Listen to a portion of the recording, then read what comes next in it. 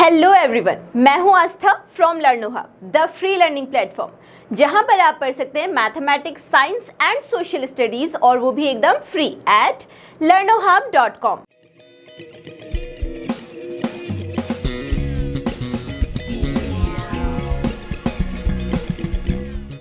आज हम लोग डिस्कस करेंगे अपने चैप्टर साउंड के एनसीईआरटी सॉल्यूशंस, या फिर पूरी की पूरी एक्सरसाइज, या फिर क्वेश्चन नंबर 1 से लेकर क्वेश्चन नंबर 13 तक के सारे क्वेश्चंस के सॉल्यूशन हम लोग आज रेडी करेंगे। एंड आई होप कि चैप्टर आप लोग अच्छे से पढ़ चुके होंगे। इनके कॉन्सेप्ट्स और बेसिक्स और जो बेसिक टर्मिनोलॉजीज और जो इन्फॉर्मेशन चाहिए होती है चैप्टर के क्वेश्चंस को सॉल्व करने के लिए, वो आपके पास में होगी। तो जल्दी से अपनी पेन और नोटबुक दोनों ही लेकर साथ में बैठिए, साथ ही साथ प्रैक्टिस करते हुए चलिए, साथ ही साथ नोट्स प्रिपेयर करते हुए चलिए, जिससे कि आपकी एग्जाम्स की प्रिपरेशन कितनी हो चुकी है ये भी आपको मालूम पड़ेगा। साथ ही साथ एग्जाम्स के पहले अगर नोट्स प्रिपेयर रहेंगे तो आपको रिविजन करने में भी आसानी होगी।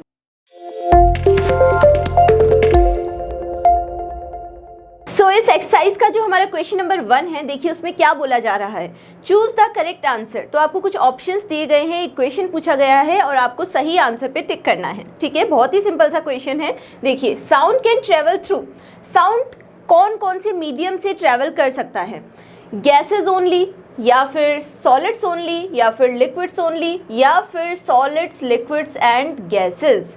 तो क्या साउंड केवल और केवल गैसेस में ट्रैवल कर सकता है, या फिर केवल और केवल सॉलिड में ट्रैवल कर सकता है, या फिर केवल और केवल लिक्विड में ट्रैवल कर सकता है? ये आपसे पूछा जा रहा है। तो ये जो शुरू के 3 ऑप्शंस है, ये तो क्या हो गए, इनकरेक्ट हो गए। ठीक है, अब जो डी इसका ऑप्शन दिया गया है, सॉलिड्स, लिक्विड्स एंड गैसेस, वो क्या हो जाएगा, करेक्ट हो जाएगा। तो sound can travel through solids, liquids and gases.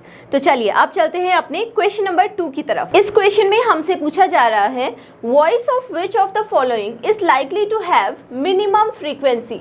तो आपको कुछ ऑप्शंस दिए गए हैं। जो ऑप्शन ए है उसमें बोला गया है बेबी गर्ल, ऑप्शन बी में बोला गया है बेबी बॉय, ऑप्शन सी में अ मैन, और ऑप्शन डी में अ वुमन। तो देखिए, आपको ये बताना है कि इनमें से किसकी वॉइस की जो फ्रीक्वेंसी होगी वो मिनिमम होनी चाहिए। अब चैप्टर में जब हम लोग पढ़ते हैं तो हम लोगों ने एक बात पढ़ी थी कि जो फ्रीक्वेंसी होती है वो किससे रिलेटेड होती है, वो पिच से रिलेटेड होती है। ठीक है, तो इसका ये मतलब है कि अगर पिच हाई है तो फ्रीक्वेंसी भी क्या होगी, हाई ही होगी, ज़्यादा ही होगी। पिच अगर लो है तो इसका ये मतलब है कि जो फ्रीक्वेंसी है वो भी क्या हो जाएगी, लो हो जाएगी। और पिच का मतलब तो हम समझते हैं श्रिलनेस ऑफ द वॉइस, है ना। तो आप बताइए इनमें से मिनिमम जो फ्रीक्वेंसी है वो किसकी होगी? तो सबसे जो लो पिच होगा इनमें वो किसका होगा, बेबी गर्ल का नहीं, बेबी बॉय का नहीं, अ वुमन का नहीं। वुमन की जो आवाज़ है या वॉइस है उसका पिच तो काफ़ी हाई होता है, तो जो फ्रीक्वेंसी हो जाएगी वो भी मैक्सिमम हो जाएगी। तो यहाँ पर जो ये क्वेश्चन आपसे पूछा गया है, मिनिमम फ्रीक्वेंसी किसकी वॉइस में होगी, इन सब के कंपैरिजन में जो ऑप्शन सी है वो करेक्ट है, यानी कि अ मैन। तो मैन की जो पिच है वो लो होगी, जिसकी वजह से उसकी फ्रीक्वेंसी भी क्या हो जाएगी, मिनिमम हो जाएगी बाकी सबके कंपैरिजन में। ठीक है, ये वाला क्वेश्चन आया अच्छे समझ में। अब चलते हैं अपने नेक्स्ट क्वेश्चन की तरफ। हमारा क्वेश्चन नंबर 3 है, in the following statements tick T against those which are true and F against those which are false. तो आपको कुछ स्टेटमेंट्स दिए गए हैं पार्ट ए से लेके पार्ट जी तक। इन स्टेटमेंट्स में आपको बताना है कि कौन सा स्टेटमेंट ट्रू है, कौन सा स्टेटमेंट फॉल्स है। जो स्टेटमेंट सही होगा यानी कि ट्रू होगा उसके आगे आपको टी से डिनोट करना है, और जो स्टेटमेंट गलत होगा यानी कि फॉल्स होगा उसको आपने एफ के थ्रू डिनोट करना है। ठीक है, तो एक एक करके इनको करते हैं सॉल्व। देखिए, पार्ट ए में आपसे बोला गया है, sound can not travel in vacuum. तो साउंड वैक्यूम में ट्रेवल नहीं कर सकता है। तो क्या ये स्टेटमेंट सही है? हाँ, ये स्टेटमेंट ट्रू है। क्यों? क्योंकि साउंड को ट्रैवल करने के लिए किसकी ज़रूरत होती है, एक मीडियम की ज़रूरत होती है, और वो मीडियम सॉलिड, लिक्विड या गैस कोई भी हो सकता है। ठीक है, पार्ट बी देखिए, पार्ट बी में आपसे बोला जा रहा है, द नंबर ऑफ ऑसिलेशंस पर second of a vibrating object is called its time period. तो नंबर ऑफ ऑसिलेशंस पर सेकंड किसी वाइब्रेटिंग ऑब्जेक्ट के कहलाते हैं टाइम पीरियड। क्या ये सही है? नहीं, ये गलत है। हमने फ्रीक्वेंसी की डेफिनेशन में सेम स्टेटमेंट पढ़ा था, तो यहाँ पर टाइम पीरियड की जगह अगर फ्रीक्वेंसी होता तो ये जो स्टेटमेंट है वो क्या हो जाता, सही हो जाता। लेकिन अभी ये स्टेटमेंट क्या है, गलत है। इसीलिए इसको हम किससे डिनोट करेंगे, फॉल्स यानी कि एफ से डिनोट करेंगे। ठीक है, पार्ट सी देखिए, if the amplitude of vibration is large sound is feeble. तो अगर एम्पलीट्यूड ऑफ वाइब्रेशन ज़्यादा है तो साउंड कैसा होना चाहिए, वो भी लाउड होना चाहिए। तो ये वाला स्टेटमेंट भी हमारा क्या हो गया, ये भी हो गया फॉल्स। इसको हम डिनोट करेंगे एफ के through. Part D, for human ears the audible range is 20 hertz to 20,000 hertz. तो ये आपने चैप्टर में बहुत अच्छे से पढ़ा है कि जो ह्यूमन ईयर होते हैं उनके लिए जो ऑडिबल रेंज होती है वो कौन सी होती है, 20 हर्ट्ज से लेकर 20,000 हर्ट्ज तक होती है।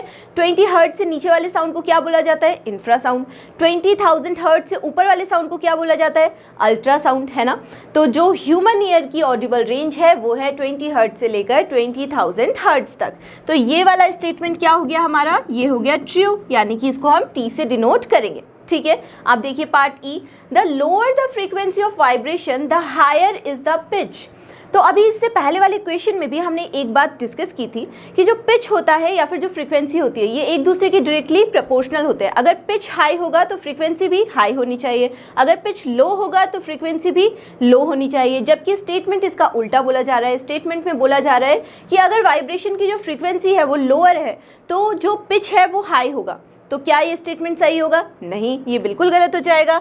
इसीलिए ये जो स्टेटमेंट है वो क्या हो गया है, फॉल्स हो गया है, और इसको हम एफ से डिनोट करेंगे। ठीक है, आप देखिए पार्ट एफ, अनवांटेड और unpleasant sound is termed as music. तो जो बुरे साउंड सुनाई देते हैं यानी कि अनवांटेड, जो हमको नहीं सुनना है, या फिर अनप्लेजेंट है जो हम नहीं सुनना चाहते हैं, जो हमारे कानों को अच्छे नहीं लग रहे हैं, उनको क्या म्यूजिक बोला जाता है, नहीं, उनको क्या बोला जाता है, उनको बोला जाता है नॉइस, है ना।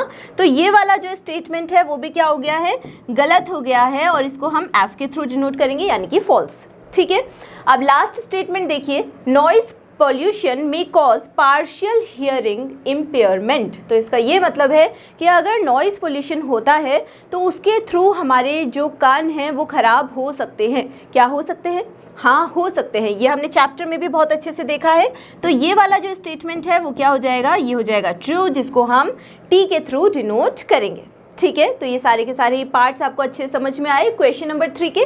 अब चलिए चल के डिस्कस करते हैं क्वेश्चन नंबर 4। इस क्वेश्चन में हमसे बोला जा रहा है fill in the blanks with suitable words. तो आपको कुछ सुटेबल वर्ड्स के थ्रू इन स्टेटमेंट्स को कंप्लीट करना है, जो भी आपको सही लगता है यहाँ पर भरना है। ठीक है, आप देखिए पार्ट ए में आपसे बोला जा रहा है time taken by an object to complete one oscillation is called.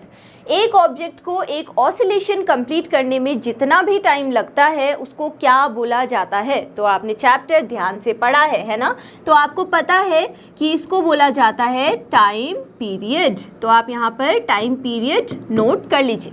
ठीक है, पार्ट बी में देखिए, loudness is determined by the dash of vibration. तो लाउडनेस किसके थ्रू डिटरमिन होती है, अभी इससे पहले वाले ट्रू फॉल्स में भी हमने एक क्वेश्चन किया है इसी से रिलेटेड। तो जो लाउडनेस है वो डिटरमिन की जा सकती है एम्पलीट्यूड के थ्रू। ठीक है, तो यहाँ पर आप क्या फिल कर देंगे, एम्पलीट्यूड। ठीक है, पार्ट सी देखिए, the unit of frequency is. तो फ्रीक्वेंसी की यूनिट क्या होती है, ये होती है हर्ट्ज, जिसको हम कुछ इस तरीके से डिनोट करते हैं। ठीक है, फिर देखिए part D, unwanted sound is called. तो अनवांटेड साउंड को क्या बोला जाता है, ये भी हमने ट्रू फॉल्स करते हुए डिस्कस किया है ना। तो इसको बोला जाता है नॉइस। ठीक है, अब देखिए पार्ट ई में क्या बोला जा रहा है, shrillness of a sound is determined by the dash of vibration. तो श्रिलनेस ऑफ साउंड किसके थ्रू डिटरमिन की जाती है, तो यहाँ पर क्या आ जाएगा, फ्रीक्वेंसी ऑफ वाइब्रेशन। और ये बात जो मैं बार बार आपको बता रही हूँ कि pitch is directly proportional to frequency, यानी कि पिच हाई होगा तो फ्रीक्वेंसी भी हाई होगी, पिच लो होगा तो फ्रीक्वेंसी भी लो होगी। और पिच डायरेक्टली रिलेटेड किससे होता है, श्रिलनेस ऑफ द वॉइस से होता है। ठीक है, तो इसका जो पार्ट ई है वहाँ पर हमने क्या फिल कर दिया, फ्रीक्वेंसी फिल कर दिया। ठीक है, तो आपको ये सारे के सारे पार्ट्स अच्छे समझ में आए। अब चलिए चलकर सॉल्व करते हैं अपना क्वेश्चन नंबर 5। इस क्वेश्चन में आपसे बोला जा रहा है a pendulum oscillates 40 times in 4 seconds, find its time period and frequency. तो एक पेंडुलम है जो कि ऑसिलेट कर रहा है 40 टाइम्स, कितने सेकंड्स में, कितने टाइम में, तो 4 सेकंड्स में। ठीक है, उसका टाइम पीरियड और फ्रीक्वेंसी आपने कैलकुलेट करनी है। तो इस टाइप के क्वेश्चंस में आपको अभी से एक हैबिट बना लेनी चाहिए कि सबसे पहले जो जो गिवन है वो लिख लेना चाहिए। ठीक है, तो आपको क्या क्या गिवन है, सबसे पहले नंबर ऑफ ऑसिलेशंस आपको दिए गए हैं। कितने हैं नंबर ऑफ ऑसिलेशंस, तो जल्दी से अपनी नोटबुक में इसको नोट कीजिए। ये है 40 ऑसिलेशंस, ठीक है। फिर आगे देखिए, आगे आपको क्या दिया गया है, टाइम टेकन इन ऑसिलेशंस को पूरा करने में, तो वो कितना गिवन है वो भी जल्दी से अपनी नोटबुक में नोट कीजिए। तो वो गिवन है 4 सेकेंड्स, ठीक है। अब हमको क्या कैलकुलेट करना है, टाइम पीरियड एंड फ्रीक्वेंसी। तो सबसे पहले हम टाइम पीरियड कैलकुलेट करेंगे। So time period equals to क्या होता है, आपको फॉर्मूला चैप्टर में अच्छे से मालूम है, ये हो जाएगा time taken upon number of oscillations, ठीक है। और जल्दी से अगर आप ये नोट कर चुके हैं तो इसमें आपने क्या करना है, वैल्यूज़ पुट कर देनी है और जल्दी से अपना आंसर लिख लेना है कॉपी में, है ना। तो यहाँ पर से जो हमारे पास में टाइम पीरियड आ जाएगा, टाइम टेकन कितना है, ये है 4 seconds upon number of oscillations कितने हैं, तो ये है 40, यहाँ पर आ जाएगा इतना सेकंड और ये इक्वल टू किसके आ जाएगा, तो ये हो गया 4 1 जा 4, ये हो गया 1/10 और 1/10 का मतलब क्या हो गया, 0.1 सेकेंड। तो ये आ गया आपका टाइम पीरियड। अब आपको क्या कैलकुलेट करना है, फ्रीक्वेंसी कैलकुलेट करनी है। सो फ्रीक्वेंसी आप कैसे कैलकुलेट करेंगे, फ्रीक्वेंसी इक्वल्स टू क्या हो जाएगा, यहाँ से ये हो जाएगा नंबर ऑफ ऑसिलेशंस अपॉन क्या हो जाएगा, टाइम टेकन। तो ये भी जल्दी से आप लोग अपनी नोटबुक में इसको सॉल्व कीजिए और इसका आंसर लिखिए, वीडियो को पॉज भी कर सकते हैं और उसके बाद अपना आंसर चेक भी कर सकते हैं। सो फ्रीक्वेंसी इक्वल्स टू क्या हो जाएगा, number of oscillations 40 oscillation upon time taken. तो टाइम टेकन कितना है, ये है 4 सेकेंड्स, तो ये आ गया 10। इसका मतलब फ्रीक्वेंसी यहाँ पर हमारे पास में क्या आ गई, 10 हर्ट्ज़, ठीक है। तो ये जो भी क्वेश्चन हमें दिया गया था क्वेश्चन नंबर 5 में, जो भी पूछा गया था टाइम पीरियड एंड फ्रीक्वेंसी, वो हम लोग कैलकुलेट कर चुके हैं, आपको इजी ही लगा होगा, है ना। तो चलिए अब सॉल्व करते हैं अपना क्वेश्चन नंबर 6। सो इस क्वेश्चन में आपसे बोला जा रहा है, the sound from a mosquito is produced when it vibrates its wings at an average rate of 500 vibrations per second. What is the time period of the vibration? तो एक mosquito है, उसका जो साउंड है वो प्रोड्यूस हो रहा है जब उसके विंग्स वाइब्रेट कर रहे हैं एक एवरेज रेट ऑफ 500 वाइब्रेशन पर सेकेंड्स के बेसिस पे, ठीक है। आपको इसमें बताना है कि time period of the vibration क्या होना चाहिए। सो हमको ये तो पता ही है कि टाइम पीरियड इक्वल्स टू क्या होता है, तो ये इक्वल टू होता है time taken upon number of oscillations, या फिर यहाँ पर क्या आ जाएगा, नंबर ऑफ वाइब्रेशंस, ठीक है। अब देखिए यहाँ पर टाइम टेकन कितना दिया है आपको, तो आपको दिया है 1 सेकेंड पर सेकेंड बोला गया है ना, तो इसका क्या मतलब हो जाएगा 1 सेकेंड। तो ये हो गया 1 second upon number of vibrations कितने हैं, तो पर सेकेंड में कितने वाइब्रेशंस हो रहे हैं, तो 500 वाइब्रेशंस हो रहे हैं। तो आप यहाँ पर क्या लिख लेंगे, 500 लिख लेंगे। सो यहाँ पर जो टाइम पीरियड हमको कैलकुलेट करना है वो इक्वल टू किसके आ जाएगा, जल्दी से इसको डिवाइड कीजिए 1/500 को, तो ये आपके पास में आ जाएगा 0.002 सेकेंड्स। तो यहाँ पर टाइम पीरियड की वैल्यू जो हमें कैलकुलेट करनी थी वो कितनी आ गई, 0.002 सेकेंड्स। तो चलिए अब सॉल्व करते हैं अपना अगला क्वेश्चन। सो क्वेश्चन नंबर 7 में हमसे बोला जा रहा है, identify the part which vibrates to produce sound in the following instruments. तो आपको कुछ इंस्ट्रूमेंट्स के नाम दिए गए हैं, जैसे पार्ट ए में ढोलक, पार्ट बी में सितार और पार्ट सी में फ्लूट। तो इनमें आपको बताना है कि जो साउंड प्रोड्यूस होता है वो किस तरीके से होता है, कौन सा पार्ट जो वाइब्रेट होता है और वो साउंड को प्रोड्यूस करता है। तो सबसे पहले ढोलक की बात है, तो ढोलक में आप बताएंगे थ्रू स्ट्रेच्ड मेम्ब्रेन्स, उसके थ्रू जो ढोलक में साउंड होता है वो प्रोड्यूस होता है उसके वाइब्रेट होने से। सितार में बाय द स्ट्रेच्ड स्ट्रिंग्स, तो उनकी हेल्प से ही सितार में साउंड प्रोड्यूस होता है, ठीक है। जो पार्ट सी है उसमें बोला गया है फ्लूट यानी कि बांसुरी, तो उसमें छोटे छोटे से होल्स बने होते हैं, उन्हीं को क्या बोला जाता है, एयर कॉलम्स। तो with the help of air columns, तो इन तीनों ही जो इंस्ट्रूमेंट्स दिए गए हैं इनके जो पार्ट्स वाइब्रेट होकर साउंड को प्रोड्यूस करते हैं वो हम लोगों ने इस तरीके से नोट कर लिए। अब चलिए चल के सॉल्व करते हैं अपना क्वेश्चन नंबर 8। सो इस क्वेश्चन में हमसे बोला जा रहा है, what is the difference between noise and music.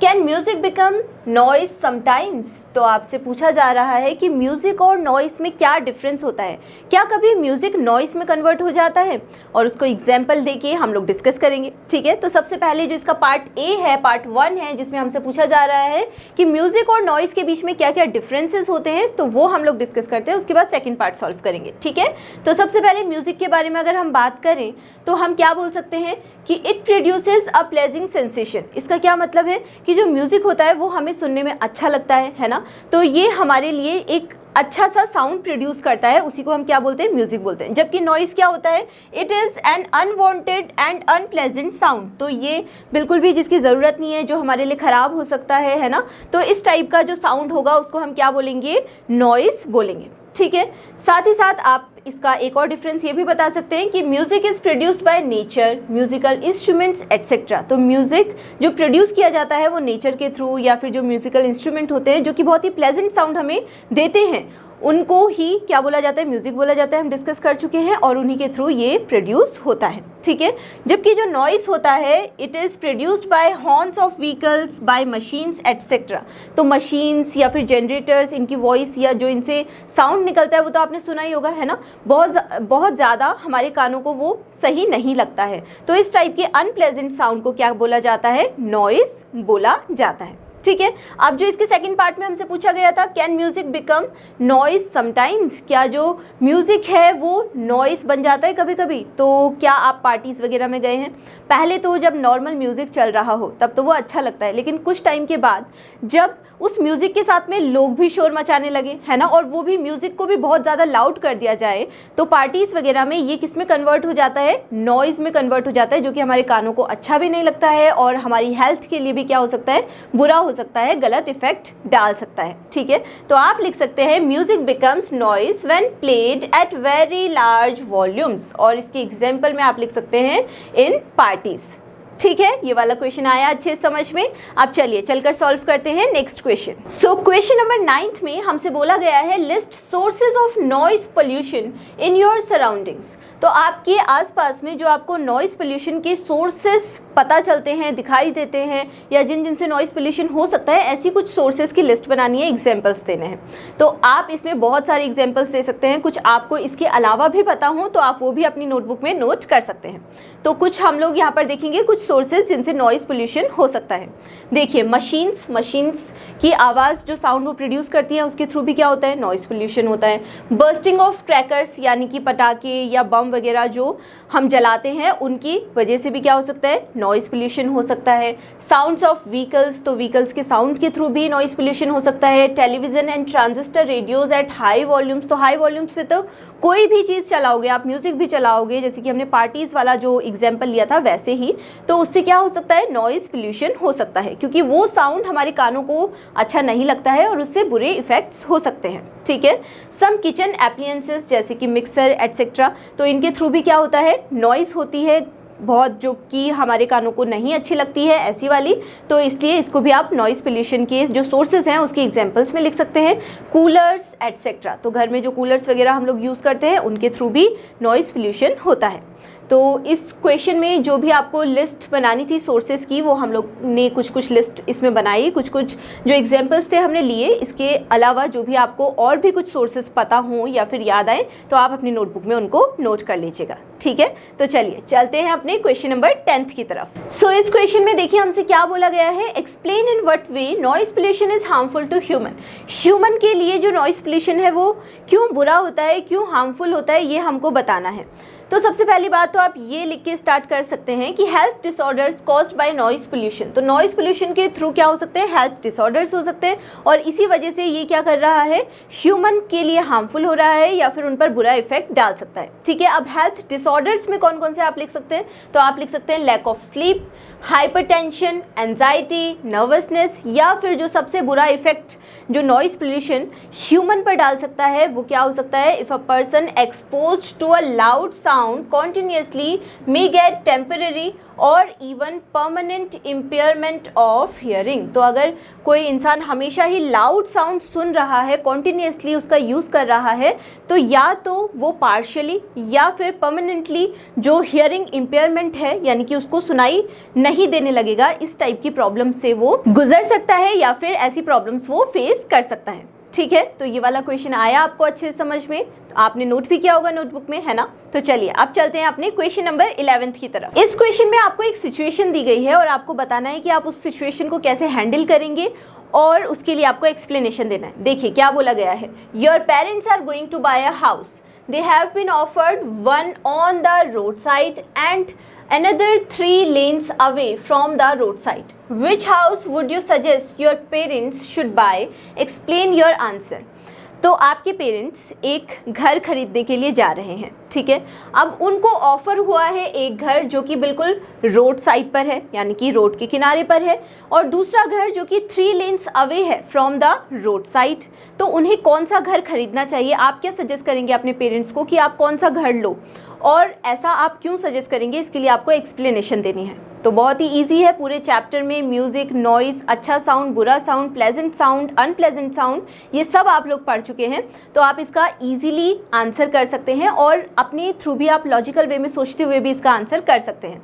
तो आप कौन सा घर खरीदने के लिए सजेस्ट करेंगे अपने पेरेंट्स को, आप जो भी चाहे इसमें से आप कुछ भी आंसर लिख सकते हैं, वैसे तो ये तो आपकी चॉइस है, लेकिन इसका जो आंसर होना चाहिए जो कि एक सही से हम लोग सोच समझ के अगर आंसर देना चाहें चैप्टर के अकॉर्डिंग, तो हम कौन सा आंसर देंगे, हम देंगे ये वाला घर खरीदना चाहिए जो कि 3 लेन्स अवे है फ्रॉम द रोड साइड। और ऐसा क्यों, क्योंकि रोड साइड पर क्या होगा, नॉइज़ पोल्यूशन ज़्यादा होगा। नॉइज़ पोल्यूशन ज़्यादा होने से क्या होता है, वो हार्मफुल होता है ह्यूमन की हेल्थ के लिए या फिर हम लोगों की हेल्थ के लिए, तो बुरा इफेक्ट डालता है वो हमारी हेल्थ पर। तो उससे बचने के लिए हमें ऐसा घर लेना चाहिए जो कि रोड साइड से थोड़ा डिस्टेंस पर हो, जो कि यहाँ पर क्या है, 3 lane away from the road side. तो ये वाला घर लेना चाहिए। तो इसके आंसर में आप लिख सकते हैं, I would suggest to my parents that we should buy the house which is 3 lanes away from the road side because noise pollution will be less, क्योंकि वहाँ पर नॉइज़ पोल्यूशन क्या होगा, थोड़ा कम होगा कंपैरिजन में किसके, जो कि रोड साइड में घर है उसके कंपैरिजन में। ठीक है, आपको आया क्वेश्चन अच्छे से समझ में। अब चलिए चलते हैं अपने नेक्स्ट क्वेश्चन की तरफ। सो हमारा क्वेश्चन नंबर 12 है, sketch लैरिंग्स and explain its function in your own words. तो आपको लैरिंग्स के बारे में एक तो इसका स्केच जो ड्रॉ करना है और साथ ही साथ उसका फंक्शन बताना है अपने वर्ड्स में।